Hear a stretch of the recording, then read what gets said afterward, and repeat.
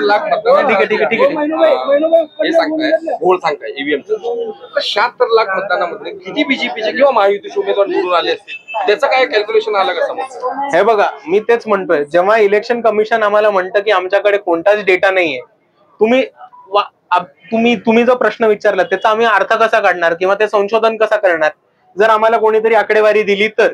पण जर आम्ही जे प्रश्न विचारतो त्याच्यावरती जर इलेक्शन कमिशन म्हणत असेल की आमच्याकडे आकडेवारीच नाहीये, तर तुम्ही जो प्रश्न म्हणताय तो संशोधन मी नाही करू शकणार. जर माझ्याकडे ती माहिती आली तर मी तुम्हाला एक्झॅक्ट सांगू शकेन काय झालंय. पण जेव्हा इलेक्शन कमिशन हे म्हणतं की आमच्याकडे माहितीच नाहीये, तर शून्य रिकाम्या उत्तरावरनं आम्ही काय संशोधन करणार आहोत? सर, आता इलेक्शन मध्ये जे आहे धर्माच्या नावावर वोट मागायचं म्हणजे नियम नाहीये, परंतु सर्रासपणे म्हणजे बटेंगे तो कटेंगे हे या विरोधात का? आता मुद्द्यावरती आहे, ईव्हीएमच्या मुद्द्यावरती आहे, नंतर प्रश्न घेईन मी ते. आता ईव्हीएम वरती आहे, इश्यू डायव्हर्ट नाही होऊ द्यायचा. मग आता ईव्हीएमचं जे आहे ना सर, तेच विचारतो मी. आता 76 लाखाचं जे आहे त्याच्यामधनं आता काय निष्पन्न होणार? आता हे म्हणजे सरकार स्थापन होऊन अनेक दिवस झालेले आहे, परंतु आता तुम्ही हा मुद्दा उचलून जन आक्रोश, हा मुद्दा आम्ही आत्ता नाही उचलला. आम्ही सगळ्यात पहिले, मी परत जसं भाषणामध्ये म्हटलं तसं 12 डिसेंबर 2024 मध्ये बाळासाहेबांनी जे चीफ इलेक्टोरल ऑफिसर आहेत महाराष्ट्राचे, ज्यांच्या अध्यक्षपदी खाली सगळ्या निवडणुका होतात महाराष्ट्रामध्ये, एस चोक्कोलिंगम, त्यांना एक पत्र लिहिलं होतं आणि त्याच्यामध्ये ही 3 माहिती मागितली होती. कारण आम्ही आत्ताही तुम्हाला एक गोष्ट सांगतोय की 5 वाजल्यानंतर 76 लाख हे मतदान झालंय असं इलेक्शन कमिशनचा डेटा सांगतोय. पण आम्ही त्याच्यावरती अजून माहिती मागितली की एकतर एका माणसाला मतदान करायला किती वेळ लागतो याचा ऍव्हरेज द्या, दुसऱ्या बाजूला 5 ते 6 मध्ये किती मतदान झालं हे सांगा, आणि तुम्हाला निवडणुकीचा नियम माहिती असेल तर जो माणूस त्या परिसराच्या आतमध्ये 6च्या आतमध्ये पोहोचतो, गेट बंद व्हायच्या आत पोहोचतो, त्याला एक टोकन दिलं जातं आणि ते टोकन घेऊन तो 6 नंतरही वोट करू शकतो. जो गेट बंद व्हायच्या आतमध्ये परिसरामध्ये आला आणि ज्याला टोकन मिळालं तो 6 नंतर वोट करू शकतो. तर असे किती टोकन तिकडच्या रिटर्निंग ऑफिसरनी वाटले किंवा तिकडचे बूथवरती जे अधिकारी होते त्यांनी वाटले, याची आम्हाला माहिती द्या.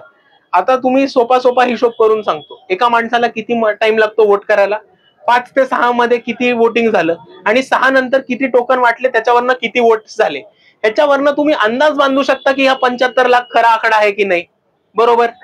पण ते म्हणतात की आमच्याकडे कोणतीच माहिती नाहीये. तर त्याच्यामुळे आम्हाला हा संशय पडतो की 75 लाख मतं एक्स्ट्रा आली कुठनं, ती गेली कोणाकडे, ती दिली कोणी?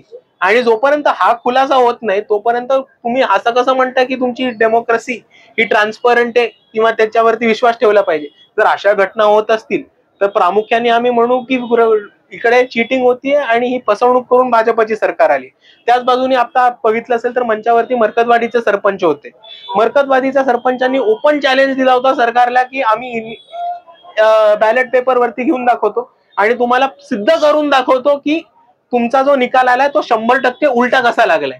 त्याच्यावरती सरकारने त्यांना म्हटलं आणि तिकडच्या प्रशासनाने त्यांना सांगितलं की असं बिलकुल चालणार नाही, उलटा त्यांना सेक्शन 144 लावू, गावात जमावबंदी करू, फायरिंग करू, अशा धमक्या देऊन त्यांना पळवून लावले. तर ही गळेचेपी नाहीये तर काय?